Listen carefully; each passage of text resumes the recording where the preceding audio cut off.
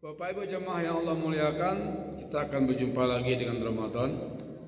Lebih kurang 1 minggu kita akan berjumpa kembali untuk kesekian kalinya.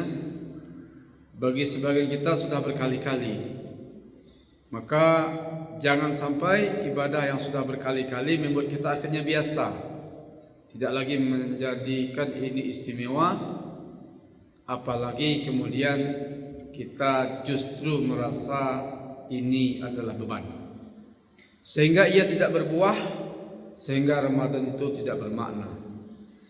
Karena itu maka perlu kita baca, kita renungi bahwa Ramadan itu adalah anugerah. Maka kita harus maksimal ibadah di sana.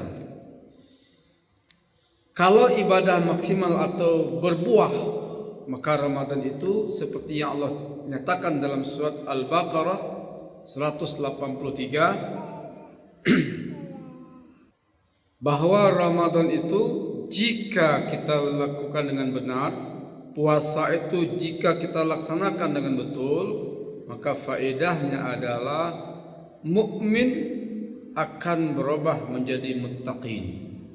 Mari kita renungi ayat yang sudah familiar, yang sudah kita hafal. A'udzubillahi minasyaitonirrajim. Bismillahirrahmanirrahim. Ya ayyuhalladzina amanu, wahai orang-orang yang beriman, kutiba alaikumussyam, aku wajibkan pada kalian berpuasa. Kama kutiba alal ladzina min qablikum, sebagaimana dulu umat-umat sebelummu juga aku wajibkan berpuasa. La'allakum tattaqun, mudah-mudahan kalian bertakwa. Kita pahami ayat ini dengan pola dialog, seolah-olah ada dialog antara Allah dan orang yang beriman. Pertama Allah panggil, ya ayyuhalladzina amanu, wahai orang-orang yang beriman. Maka orang yang beriman yang terpanggil akan menjawab, ada apa ya Allah?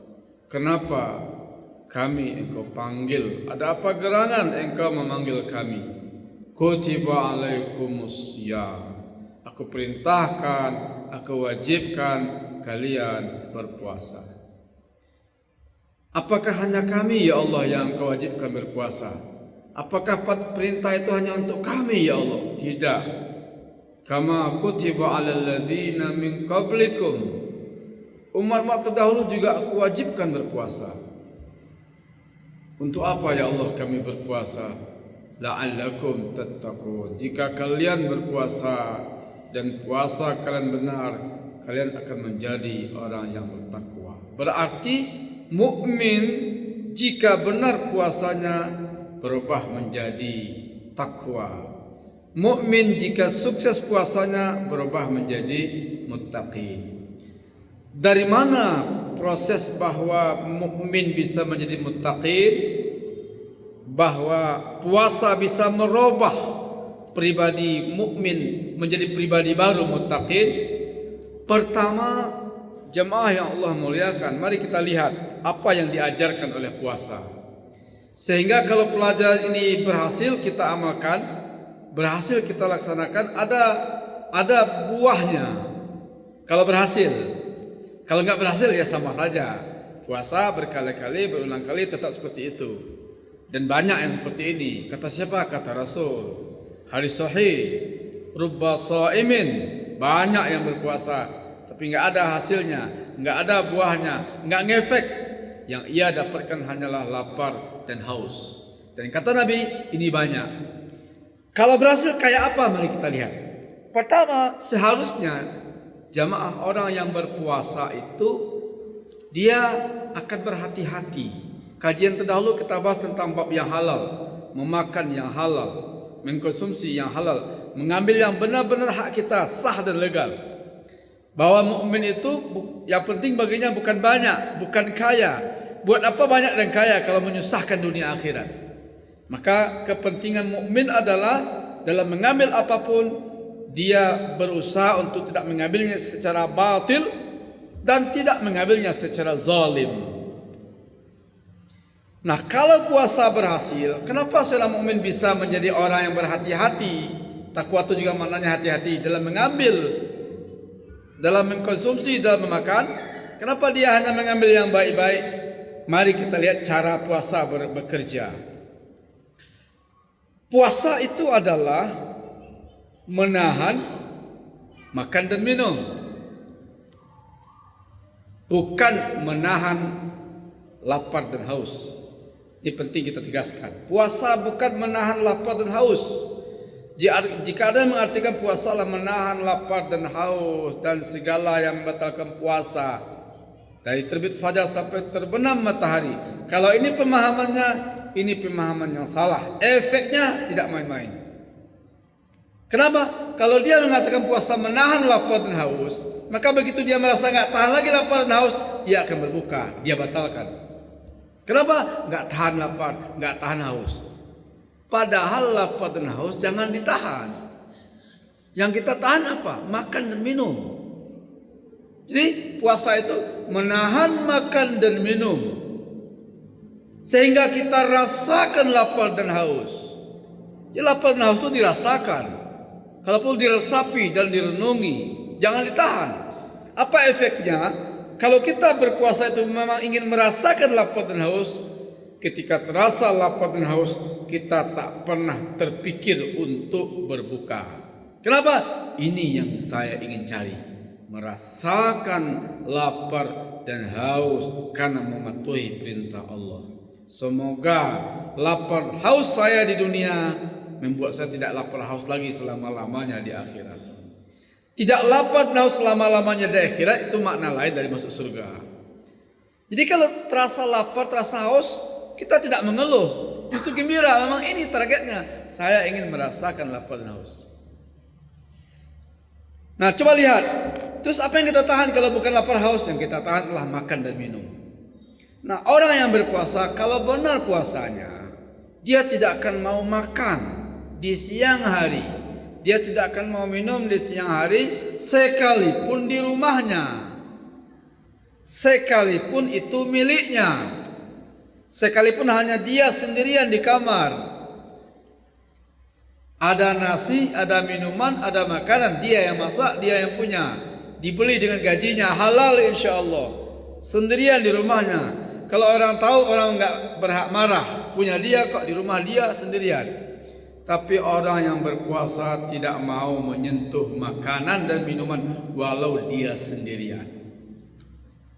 Bahkan di dalam kolam, kalau orang berpuasa, memang niat untuk puasa, di dalam air sekalipun dia menyelam, kalau dia minum orang enggak bakal tahu. Tapi orang yang benar-benar ingin puasa tidak akan mau melakukannya.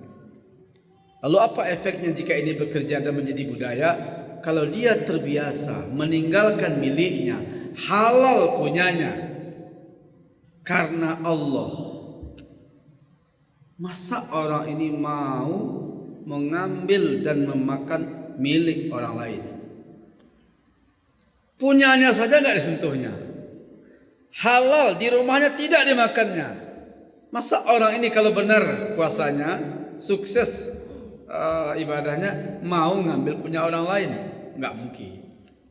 Sehingga sederhananya, kalau benarlah puasa mukmin dan muslimin, maka angka pencurian, angka korupsi harusnya turun dengan drastis.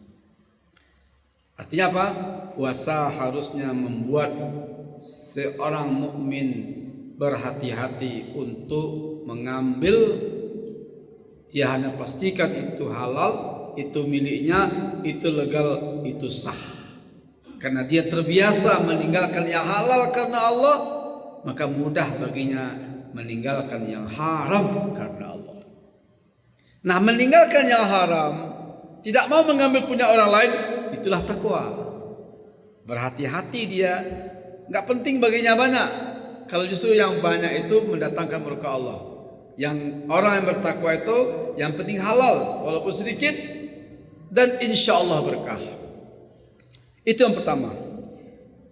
Yang kedua, kalau puasa kita maksimal, benar-benar kita berpuasa di bulan Ramadan ini, jamaah yang Allah muliakan, kita insya Allah akan jadi insan yang bersyukur. Puasa itu melatih kesyukuran. Gimana cara puasa bekerja sehingga kita menjadi orang bersyukur? Mari kita lihat. Kebahagiaan tertinggi orang yang berpuasa di dunia dan di akhirat. Kalau di dunia Allah ketika berbuka, di akhirat ketika masuk surga. Sehingga Rasul katakan farhatan lis-shaim, dua kegembiraan bagi orang yang berpuasa. Farhatun inda fitarihi, gembira ketika berbuka, wa farhatun inda liqa'i rabbi, yang kedua bergembira ketika bertemu Allah nanti di surga. Mari kita lihat dari mana datangnya rasa syukur. Merasakan lapar dan haus, itu kuncinya. Menahan makan dan minum agar kita rasakan lapar dan haus. Efeknya apa? Jamaah, minuman ini kita baru merasakan alangkah nikmat dan berharganya. Setetes air putih ini, itu kalau kita haus. Makanan alangkah nikmatnya itu kalau orang lapar. Maka orang yang berpuasa, yang lapar dan dia rasakan lapar itu, dia resapi lapar itu dari pagi sampai maghrib, ketika berbuka seteguk air putih, air mineral sudah cukup membuat dia bahagia. Kenapa?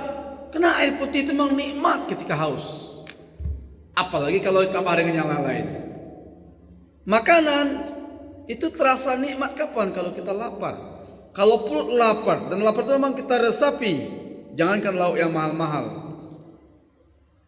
Makanan yang beraneka ragam, nasi putih dengan lauk sederhana sudah cukup membuat orang yang berpuasa berbahagia.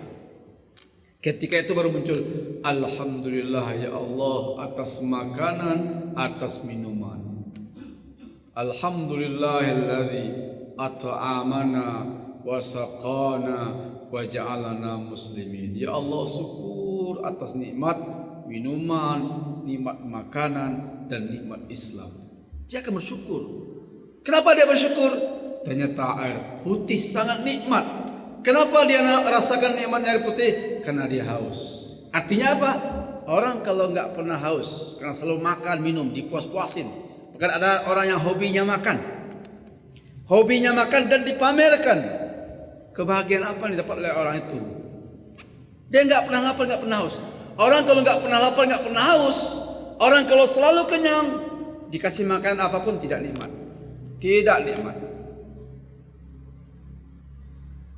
Berarti kita merasakan lapar dan haus, maka di waktu itu terasa nikmat air dan makanan, lalu kita bersyukur. Alhamdulillahillazi at'amana wa saqana wa ja'alana muslimin. Doa ini hanya diungkapkan dari hati yang paling terdalam oleh orang yang berpuasa.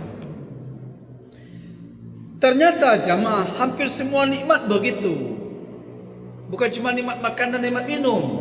Semua nikmat begitu sifatnya. Kita sering lupa bahwa dia ada ketika dia masih ada. Kita baru kaget dan kehilangan ketika dia sudah tiada. Nikmat apa? Nikmat apapun. Maka nikmat kekayaan kapan disyukuri oleh orang? Bukan ketika dia kaya. Jadi kalau orang kaya, memang dah keturunan sultan, 7 keturunan, nggak pernah miskin, nggak pernah bertemu dengan kesulitan hidup, itu sulit untuk ditanya padanya gimana nikmatnya harta. Gampang buang-buang harta, gampang buang-buang duit, hambur-hamburkan uang, mudah saja baginya. Kenapa?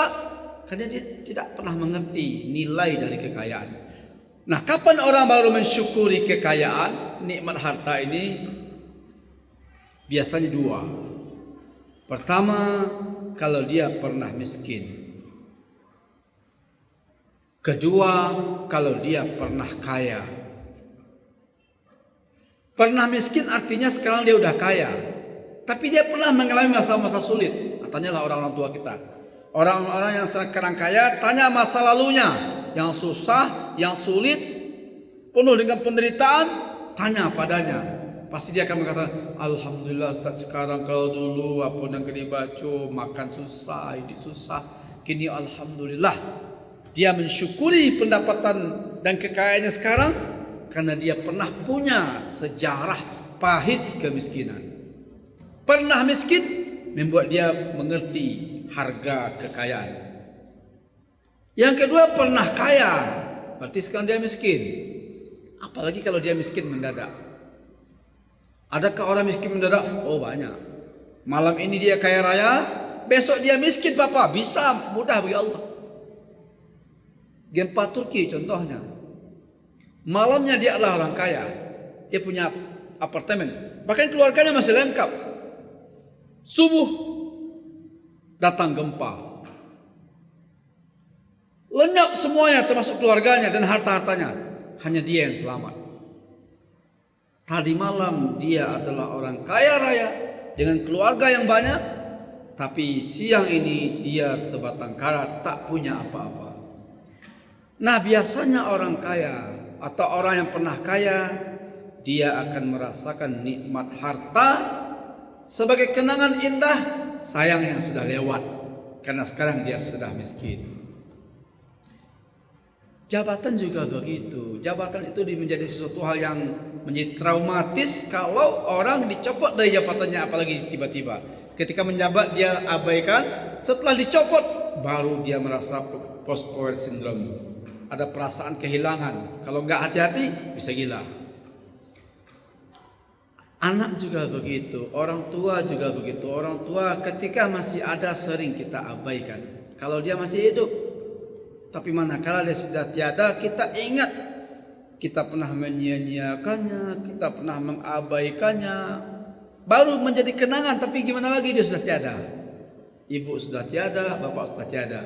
Maka biasanya ketika itu baru terasa. Tapi kapan? Setelah dia tiada. Nah, karena itu ibadah puasa jamaah yang Allah muliakan mengajarkan kita kesyukuran. Dilatih kita berkekurangan agar kita mensyukuri ketika mempunyai sesuatu. Lapar dan haus melatih kita untuk bersyukur atas nikmat makan dan nikmat minum. Karena hanya orang yang haus yang mengerti nikmat air, hanya orang yang lapar yang paham nikmat makanan. Bersyukur adalah ciri orang yang bertakwa. Dua. Pertama tadi apa? Orang bertakwa menjaga diri dari yang haram. Yang ketiga, takwa yang dihasilkan oleh puasa itu adalah penyayang. Maka banyak sekali ayat-ayat atau hadis-hadis yang benar-benar memotivasi mukmin untuk memiliki sifat sayang. Maka dikatakan sebesar apa sikap penyayang yang kita miliki, maka sebesar itu pula lah potensi kasih sayang yang Allah berikan. Irhamu man fil ardi yarhamkum man fis sama. Sayangi olehmu yang di bumi, niscaya sayang padamu yang di langit. Sayangi hamba Allah, kamu akan disayangi oleh Allah. Allah akan membantu orang yang suka membantu. Berarti penyayang, suka membantu peduli. Ini karakter orang yang bertakwa. Dihasilkan oleh puasa. Gimana caranya? Gimana cara kerjanya? Mari kita lihat. Kalau kita benar-benar meresapi rasa lapar, kita tidak keluhkan, apalagi kita berusaha mencari gimana caranya menghilangkan rasa lapar. Kalau kita benar-benar meresapi setiap rasa lapar dan haus yang kita rasakan, selain tadi menumbuhkan sifat syukur, dia juga akan menumbuhkan sifat kasih sayang dan peduli. Apa itu? Begini ya rasanya lapar dan haus. Begini yang gak enaknya kalau gak makan dan tidak minum. Saya rasakan ini dari pagi sampai maghrib. Setelah itu saya bisa berbuka. Besok pagi sahur saya bisa makan sahur. Tapi bagaimana kira-kira penderitaan orang tidak makan bukan dari pagi sampai sore, malah dalam keseharian kekurangan makanan. Kalau kita berpuasa hanya 1 bulan, gimana menderitanya orang miskin yang bertahun-tahun tidak makan. Kadang orang miskin itu bukan orang lain. Yang sering kita lupakan, yang miskin itu kadang saudara kandung. Ada. Dia beradik kakak, saya ibu, saya ayah. Tapi salah satu di antara mereka itu kaya raya, Tapi di keluarga itu ada saudaranya yang miskin papa. Masa ada saudara yang kaya raya lupa bahwa ada saudaranya? Berarti kalau anak saudaranya itu keponakannya yang dalam kesusahan. Ada, nggak peduli dia. Tidak peduli dia bahwa dia kenyang makan, tapi tetangganya kelaparan. Tidak tahu dia bahwa dia berkecukupan, tapi ada orang yatim atau anak miskin yang butuh bantuan. Ketidakpedulian ini insya Allah bisa hilang secara bertahap dan perlahan melalui peresapan dan perenungan akan lapar dan haus. Kalau saya lapar dan haus, penderitaan karena nggak makan ini saya rasakan dari pagi sampai sore, gimana yang menderitanya bayi dari keluarga miskin yang tidak mendapatkan ASI yang cukup dan tidak mendapatkan minuman pengganti dari ASI, susu yang memadai. Sehingga terjadilah bosong lapar, terjadilah gizi buruk. Mulai dia berpikir, ternyata ada banyak orang yang tidak seberuntung saya. Kasihan. Kalau sudah muncul kalimat kasihan, biasanya dia akan terdorong untuk mulai berbagi. Maka Ramadan kalau berbuah, dia tidak hanya berpikir untuk berbuka, dia dan anak-anak istrinya, tapi dia juga akan sisihkan berbuka untuk tetangganya. Mengantarkan perbukaan itu bukti bahwa puasa kita mulai berbuah. Kalau kita hanya yang penting menunya cukup, menunya mantap, menunya nikmat, kita sekeluarga bisa puas-puas berbuka. Kalau hanya masih itu yang kita pikirkan, belum mulai menyentuh bagaimana dengan tetangga saya atau keluarga saya atau anak miskin dan yatim, kalau belum sampai ke situ, berarti puasa kita belum berbuah. Tapi kalau sudah seperti itu, mulai kita berpikir mengalokasikan. Kalau tidak akan seperti Abu Hanifah, minimal adalah. Kalau Abu Hanifah itu gimana? Abu Hanifah itu punya kebiasaan, dia kalau belanja untuk keluarganya, pokoknya dia belanja untuk keluarganya habis 1 juta, maka dia akan upayakan sedekah juga 1 juta untuk orang miskin. Kalau dia belikan anaknya baju 2 helai, dia akan belikan baju orang miskin 2 helai. Kalau dia makan ini, dia akan usahakan belikan makanan yang sama untuk orang lain. Itu karakter Abu Hanifah. Jadi kalau dia beli lontong 1 piring, dia akan upaya sedekah lontong 1 piring. Saya pernah dengar di situ ada gerakan kopi dinding. Nggak tahu masih hidup apa enggak. Ada kopi dinding ya. Kopi dinding itu yang saya tahu. Jadi kalau kita belanja di warung, beli kopi 1 gelas, kita bayarnya 2 gelas. 1 kopi dinding. Berarti nanti pemilik warung akan mencatat di dindingnya 1 gelas kopi. Sudah ada yang bayar. Kalau kita beli lontong, beli 1 piring, kita bayar 2 piring. Ditulis di dinding 1 lontong 1 piring. Nah itulah nanti ketika ada orang yang membutuhkan atau orang miskin, dia makan gratis. Makan apa tadi? Lontong 1 piring. Langsung dicabut kertas 1 piring. Berarti sudah ada yang mengambil. Kamu beli apa? Kopi. Langsung diambil di dinding kopi tadi. Saya dengar di sini ada gerakan kopi dinding. Tahu Miko Kamal siapa yang menginisiasi? Dia beli apapun selalu bayar 2. 1 untuk saya, 1 bilang sama orang warung kopi dinding. Artinya nanti kalau ada orang miskin atau orang yang membutuhkan, tolong kasih ke dia. Langsung aja dibungkus. Berarti kalau kita meresapi rasa lapar dan rasa haus, mudah-mudahan kita akan mulai peduli, mulai berbagi, mulai pemurah. Bentuknya terserah, memberi perbukaan seperti yang lazim di bulan Ramadan. Yang kedua, ternyata yang juga dilakukan oleh Rasulullah itu mengajak sahur. Ini yang belum menjadi budaya kita. Nabi, kata sahabat, itu kalau berbuka, kalau sahur, kalau berbuka sudah banyak hadisnya. Kita sudah punya gerakan buka bersama, mengantar pembukaan, itu sudah menjadi budaya, tinggal kita lanjutkan. Tapi ternyata sahur juga ada hadisnya. Rasulullah selalu dia kalau mau sahur ngajak sahabat, halumma ila al-ghada al-mubarak. Mari sini. Mari bertama dengan saya ke rumah saya menyantap hidangan yang penuh berkah. Al-ghaza al-mubarak itu atau hidangan yang penuh berkah itu apa? Itu sahur.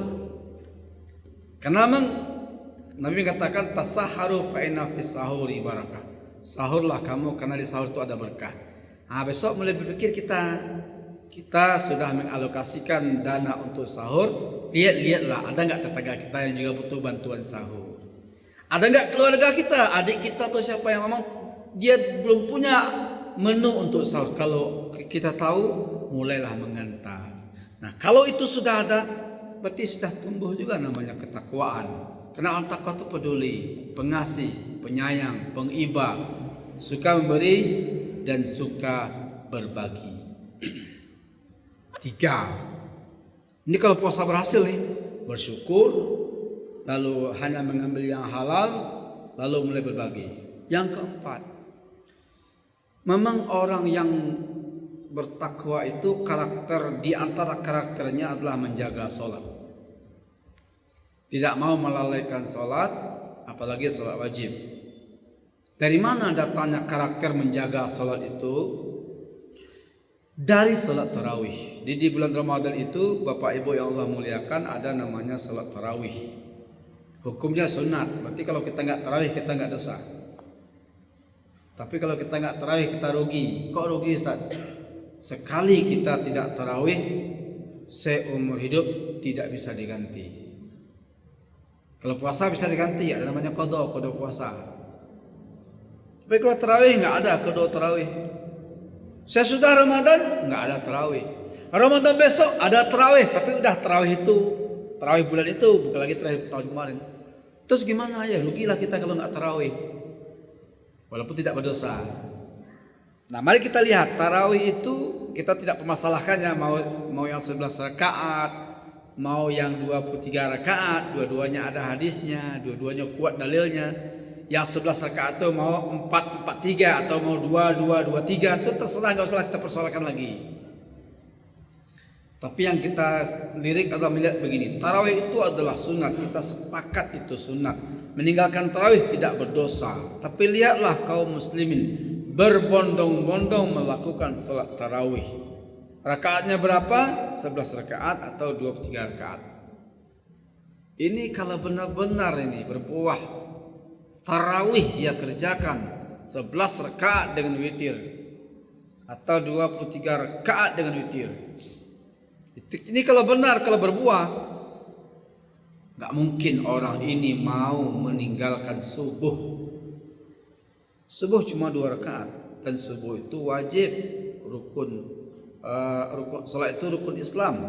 Meninggalkan subuh itu obatnya hanya taubatan nasuha. Jangankan subuhnya, 2 rakaat salat sunat sebelum subuh saja lebih baik daripada dunia di isinya. Artinya apa? Kalau benar orang ini tarawih karena Allah, dia kerjakan rutin 11 rakaat atau 23 rakaat, padahal hukumnya sunat, maka tak mungkin orang ini mau meninggalkan subuh yang hanya 2 rakaat. Berarti orang bertakwa menjaga sholatnya. Terakhir, Bapak Ibu yang Allah muliakan, Ramadan besok barangkali Ramadan terakhir kita, maka jadikan ia Ramadan terbaik kita. Dari sekarang berdoa pada Allah, ya Allah pertemukan kami dengan bulan Ramadan. Ya Allah beri kami kesempatan agar berjumpa dengan Ramadan. Yang kedua, perbaiki persepsi kita bahwa Ramadan itu anugerah, itu hadiah. Bulan Ramadan itu kata Rasulullah itu keistimewaan khusus umat Nabi Muhammad. Betul ada puasa pada umat-umat terdahulu, tapi bukan Ramadan. Ramadan dengan segenap keistimewaannya itu khusus hadiah Allah untuk Nabi Muhammad dan umat Nabi Muhammad. Maka Ramadan bulan ampunan, Ramadan bulan ibadah, Ramadan bulan taubat, Ramadan bulan sedekah, Ramadan bulan Quran, Ramadan bulan istighfar. Benar-benar itu yang kita kerjakan di Ramadan. Nah, kalau itu yang kita kerjakan di Ramadan besok, yang bisa jadi Ramadan terakhir kita, semoga Ramadan besok adalah Ramadan terbaik yang pernah kita lakukan. Kalau benar Ramadan besok Ramadan terbaik kita, mestinya buah Ramadan tadi bisa kita dapatkan. Lebih dari itu, jamaah yang Allah muliakan, tidak akan pernah kita bertemu kesempatan untuk beramal soleh, kesempatan untuk bertaubat lebih baik dari bulan Ramadan. Tidak akan pernah bertemu. Apalagi tidak akan kita temukan kesempatan untuk beramal soleh lebih baik daripada beramal soleh di malam qadar. Gak mungkin.